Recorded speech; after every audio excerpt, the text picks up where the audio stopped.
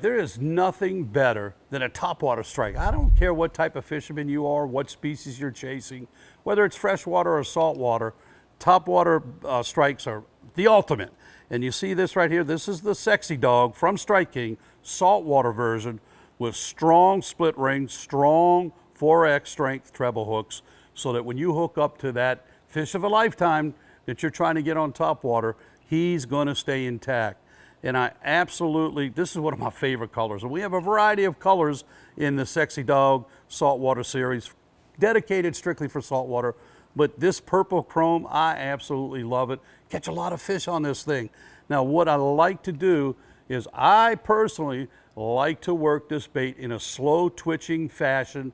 And it really doesn't matter what type of water I'm fishing over, as long as it's clean. And by clean, I mean I don't have to worry about grass getting caught on the treble hooks. Color of the water, that really doesn't bother me. It can be clean, it can be stained, it can be dirty. I want to fish around bait, especially if I see mullet, shrimp, little pogies, menhaden, any type of bait that you see flicking on the water. Well, that's a pretty good indication that there's other predator fish pretty close by looking to feed. And this is a great search bait. It casts a country mile. Sometimes they'll come up and they'll literally, especially redfish, you'll see them come up right behind them with their eyes out the water, their head getting ready to pounce on it. Slow it down even more. Sometimes they just stop it and just kind of twitch it right in its position, right where it's sitting. And they get so aggravated, that's when they crush it.